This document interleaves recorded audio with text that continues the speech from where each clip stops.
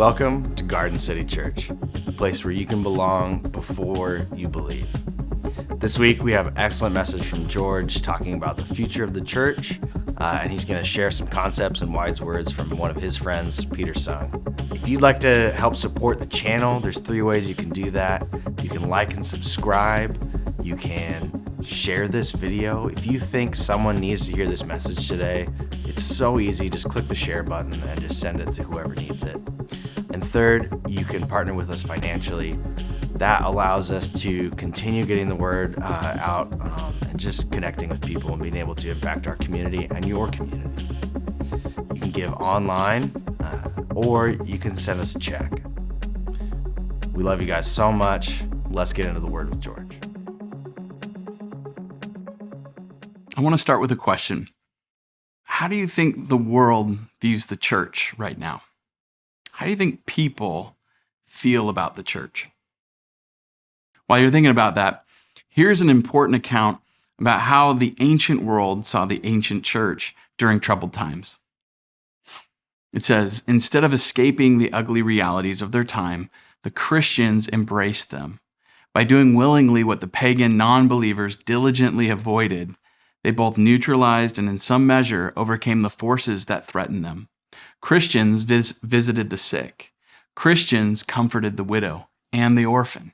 Christians redeemed the disgraces of starvation and sickness and squalor by making them an opportunity for fellowship and love. That's from Lewis Mumford. Now let me ask that question again, but for today. Since the pandemic hit, how does the world see the church?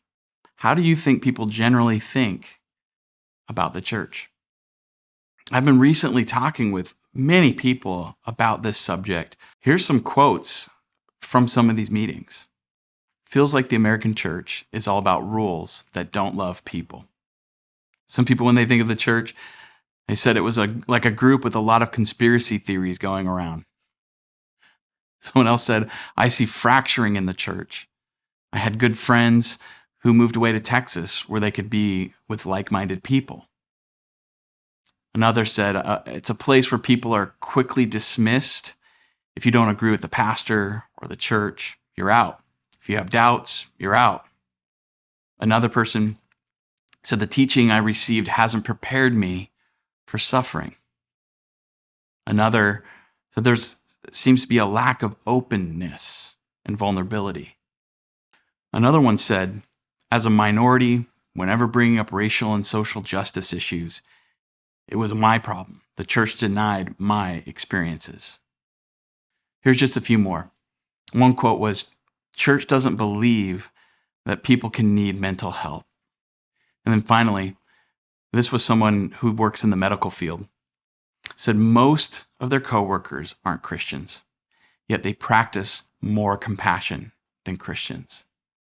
How does the church go from being known for loving its neighbors in the ancient world to now being seen in some ways as doing the opposite or being the opposite?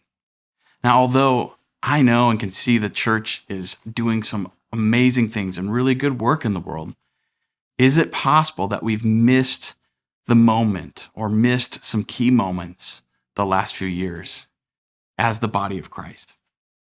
Now, I'm going to be breaking this teaching down into 4 sections. We're going to talk about the wildfire, the effects of the wildfire, the Good Samaritan, and a super bloom. All right, so I'm going to try to do that quickly. I might also add that this portion of the sermon is based on a leader, a writer, a friend I really respect named Peter Sung. A lot of this is based on work he's done, a book he's writing, and leadership that he's giving to the church. So I want to encourage you to buy his book when it comes out. It's not out yet, but it will be. I also want to encourage you to check out a podcast interview I did with Peter that should be coming out soon. It's fantastic, and it goes deeper into this subject. So let's start with the effect of the pandemic on the church. The pandemic has been like a wildfire. It's been a wildfire culturally. When you look at what wildfires do, they ravage and destroy. They destroy and disrupt ecosystems, roads, water supplies, air quality, crops, resources, animals, people. Wildfires turn common good things into objects of combustion that fuel more destruction and more flame. The pandemic was a wildfire that ripped through our world and our lives, and it had an effect on the church. So let's talk about that impact. Here's some statistics. 65% of churches, the majority of churches, are seeing 50% to 90% less people coming to church. Wow. Most churches are seeing less people. Have you looked around and maybe your church or faith community been like, where did everybody go? This is being experienced around, especially the North American church. And in North America, only 9% of churches are seeing growth right now. Only 9%. Most of these are from the South. That means 91% of churches are declining. It kind of makes you ask the question, like, what is going on? Are we okay? Have you ever wondered that about your own faith community, your church, your maybe your small group of friends? Like, what's going on with us? What's going on with the church? I think it's real easy with those statistics and that reality for churches and leaders to want to go back to what was, to look back to the past and try to bring that to now, and wait for people who aren't coming back and try to do church for the 90s or the early 2000s or whatever it might be, the pre-pandemic. But we need to go forward, not backward. We need to join what the Spirit of Jesus is doing in our time right now. Let me give you one more statistic that helps us capture what's going on in our world right now from a church perspective. In the year 2000, the average attendance in churches was 137 people. In 2021, that average is now 65 people attending a church on an average Sunday. So you've gone from 137 to 65 in average attendance. This trajectory in any industry or sector would cause people to freak out. The church has been in decline for at least 20 years. As my friend Peter Sung says, this isn't an opinion, these are just numbers. If you've been wondering after the wildfire of COVID, where all the people have gone and maybe even old friends that you had, this is why. According to Peter Sung, the wildfire of COVID has had 5 major effects on the church. The first effect is what he calls the revealing effect. COVID revealed and stripped back what was broken and ugly, unhealthy, corroded, weak within the church. It revealed what's been there, but we just hadn't seen it. Cultural convulsions, the tensions revealed in the church around economics and broken infrastructure, race, political tribalism, masks, no masks, vaccines, anti-vaccine, mental health. I mean, you could go down a huge list. And that leads us to the next major impact or effect of the pandemic. And that's an accelerating effect. The pandemic accelerated things within the church, both bad and good. But unhealthy and dying churches were dying and decaying more quickly during the pandemic. You saw an accelerated cultural movement where post-Christian reality was accelerated. That was increasing and growing. What is post-Christian culture? It's an increasingly secular, indifferent, and church-resistant population in our culture. It's just the culture moving farther and farther away from Christian norms. Christian forms of influence are increasingly moving more toward the margins of culture and away from the center. This has caused discomfort to Christians who are used to playing a more central role within culture. Carey Nieuwhof says, in the U.S., people are increasingly indifferent to church. That's certainly been true in Canada, Europe, and places like Australia and New Zealand for a while. America's just beginning to follow that more closely, and COVID has accelerated that. That leads us to the next effect, and this was a forcing effect. COVID forced us to confront things like community and individual health, race, injustice, disagreements. We were forced to talk about these things, and that's had a huge impact in the church. There's also been a flattening effect. We've been seeing a movement away from maybe less hierarchy and more toward a flattening and spreading out of leadership, from maybe a centralized approach to a more scattered approach within churches and church leadership. And there's some real positives to that. Churches had to entrust more to its people. There was more need to work together and partner within the community, within other churches, within a church, and also with maybe organizations that aren't Christian. There's been a flattening out. And within churches, you even saw people moving from meeting in rows within the building to having to gather more in circles throughout the pandemic. And this leads us to the final or the fifth effect of the pandemic, and that's a focusing effect. The pandemic showed us what really mattered to us, and in some ways showed us what should matter to us. It forced us to begin to press into clarity and focus on what the church could be and should be. And people began thinking about whether a church's essential values and theology or practice was a good fit for them. Maybe they had been going to a church for a while and didn't realize this was an essential practice or essential belief at a church. And that caused them to maybe focus and find the best fit for them. When everything begins falling apart, you become really clear on what you value, what you want. And that happened with churches collectively. And I also think it happened with individuals, gaining clarity, a focusing effect. And I would add another effect, just tack it on to Peter's, but the pandemic had a dividing effect. That dividing effect, I think, was from broken trust.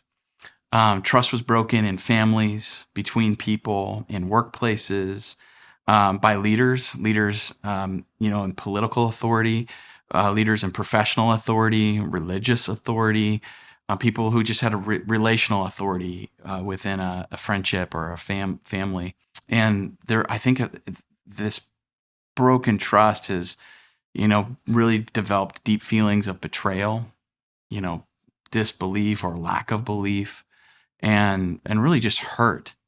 And these things have caused division. And whenever someone's hurt or the division's happening, people are running to their corners and their different tribes and kind of doing the us versus them and who's in, who's out, we're right, you're wrong. A lot of times when that's happening, anytime conflict happens, most people have like one of three responses or all three at the same time: fight, flight, or freeze. Whether it's about political or racial or theological or, like whatever you want, whatever division it is. Some people want to fight about it. Some people flight, they run, they want to run away from it. Some people freeze and don't know what to do. And some people, they fight for a little bit, they run and then they freeze and they fight again. It's crazy and it's messy, but there's been this dividing effect. And what we're going to be looking at is, with all these fractures and divisions in our culture, and all the effects that the pandemic has had, from revealing, accelerating, and all the rest, how do we move from divided lives toward undivided lives? How do we move from being hurt toward being whole? Let's come back to this idea of a wildfire. Certainly it's probably felt like that in the last few years, hasn't it? Now, a wildfire certainly has a destroying effect, but it also has a new life effect. A wildfire causes so much destruction, but it creates conditions for new growth. Nutrients from dead trees are returned to the soil. Forest floors are exposed to more sunlight. Old, unhealthy, or sick and invasive plants are cleared out and cleansed from the forest floor by the flame and the fire. New seeds can begin to grow in the expanded clearings, and greater sunlight allows for life to begin to thrive and flourish. Fire-resistant trees, some pine cones, some trees they have bark that's actually fire resistant. They actually can live through fires. And some of these trees have pine cones that require fire to release the seeds into new and barren earth, to birth new life, so the seeds can grow. Insects and wildlife find new and greater habitats to flourish in, all the old burnout, fallen trees, and this new landscape. And sometimes, after the wildfire, if the climate is right, the post-fire landscape will explode into thousands of flowers in the striking phenomenon known as superbloom. Now, this is from Peter Sung, some of the work he's done, and I think from maybe the Audubon Society. but it helps paint a picture to me of a spiritual reality. See, super blooms only happen after a wildfire has occurred. I believe the church has been through a wildfire, but I also believe the church can be part of a post-pandemic spiritual super bloom, even in the middle of a post-Christian, post-wildfire ecosystem. Imagine, if you will, like seeing the landscape right after a wildfire, just how devastating it would look like. Imagine being some of the animals coming out of their dens, coming back to the woods and just looking around thinking, what happened? What's going on? Look at all the loss. Everything's so different. I wish it was like it used to be. Some might even try to act like nothing's changed. Some might try to run to the past and recreate how it was. Others will look to a new future and look to be part of a super bloom. So the question is, how can we be part of a super bloom? I think we need to get back to the basic teachings of Jesus and the practices of the early church, which were based on the basic teachings of Jesus. Things like the great commandment, loving God with all your being, all your mind, all your soul, everything you have, loving him and loving your neighbor. The Sermon on the Mount, those kinds of things. Did you know during the 2nd century, the church grew and spread in Egypt? It grew because female leaders and deacons in cities in Egypt went up and down the streets collecting unwanted babies that had been abandoned in the night. Often in public squares under pagan idols and statues, these incredible church women provided nursing mothers who nursed the abandoned children, bathed them, raised them.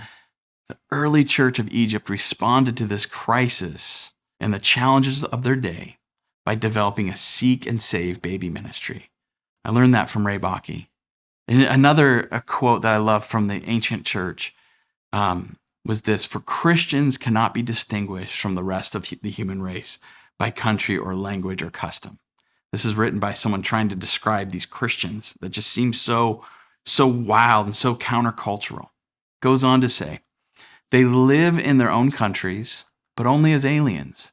They busy themselves on earth, but their citizenship is in heaven. What the soul is to the body, that's what Christians are in the world. The soul is dispersed through all the members of the body, and Christians are scattered through all the cities of the world." I love the image of the church being sent into this broken and hurt world to love it and to do their best to live and love like Jesus, practicing the basic teachings of Jesus. Let's close today with just a few thoughts on the story of the Good Samaritan, the story that we've been looking at the last 2 weeks. Remember from last week, Jesus answered to the lawyer's question, "Who is my neighbor?" Was this. It was a story about 2 religious leaders who see a wounded, half-dead man on the side of the road, and they walk by. And then a Samaritan, a heretic to Jewish people, sees the same wounded man, goes to him, helps restore the man to health. I want to focus on one key layer from this biblical story for our conversation today. At the end of their dialogue, after the story of the Good Samaritan, Jesus asks a powerful question. What do you think? Which one of these 3 was a neighbor to the man who encountered thieves? The following statement from the lawyer is so powerful. In verse 37, the legal expert said, "The one who demonstrated mercy toward him." The one who demonstrated mercy toward him. You see, I think the lawyer's answer shows he's beginning to see that a ritualistic devotion to religion can prevent people from doing God's will, which is loving our neighbor. It was the religious heretic that loved his neighbor in the story, not the religious leaders, whose job it is, by the way, to show people how to love God and to love people, to love their neighbors. In this story, we see Jesus not only demonstrating how to be love in his own life and in his own time, but to see love outside the lines, to see actions of love even in the heretics. Seeing love even in the heretics, the people we write off and they're outside of our lines. Sometimes seeing love in them helps us see where we fall short of love. The religious policies and paths for loving God prevented the religious leaders from loving their neighbors well. The priest, the Levite, had a set of rules, religious rules, rites, practices, paths from temple to home. If you read the story, they're going from the Jerusalem to Jericho, from temple to home to temple. They've got this path. This is how we love God. This is religion. This is the journey. And then they had religious rules that didn't allow them to engage or interact with religiously unclean people outside the lines. They had created a religious right not to help their neighbor. I think the statement by the lawyer that the true neighbor was the one who showed mercy is so revealing. This man is realizing that sometimes a set of religious rules, rites, paths, practices actually prevent us from loving our neighbor. It actually can blind us from seeing that we aren't loving our neighbors. Do you see what a huge revealing moment this is for this religious leader? Do you see what a huge revealing moment this is for you and me and maybe the church? If we have eyes to see and ears to listen, if how we believe we are supposed to love God prevents us from loving our neighbors, we need to revisit how we're loving God. This is a crucial lesson for the church right now. We often think, well, we're the good ones. We're the good Samaritan to the world, when in fact we may look a lot more like the religious leaders walking by a broken and hurting world to everybody else. This is how you miss the moment. This is how the church misses moments where people could see Christ's love rather than sense like a sense of separation and maybe even dislike and disdain and hatred. This is how you miss the moment in a pandemic to love neighbors, because our religious patterns, our religious rules, and our rights blind us from being able to love. Guys, I want to invite our church and anybody who would listen into the super bloom. There's been a wildfire. If there's anything I know about following the way of Jesus, is that it's a death and resurrection way. And when there's destruction and death and brokenness, resurrection, new life can come out of that. So I want to invite you to come the next few weeks. We're going to be learning from Jesus how to move from a divided life to an undivided life, from hurt toward wholeness, and a fractured time to a flourishing way of life, individually and in community. Guys, I love you so much. Let's join the Super Bloom. See you next week. Come now, and as you are, as you wanna be. Are you ready? Are you ready? Come now, tired, broken, scared, or just in need. Ready or not, take your time. If nothing else, just come.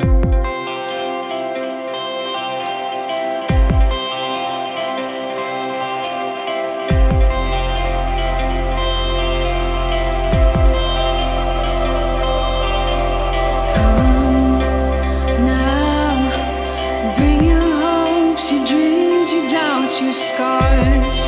Are you ready? Are you ready? Come now. Bring your hurts, your fears, your faith, your heart. Are you ready? Are you ready or not? There's no place like His presence. There's no time like the now. Everyone, 2 or 3 of us, got Him in here and now. As He welcomes the broken, He's alright with your past. He's not mad at any one of us, but He waits with open arms, says come.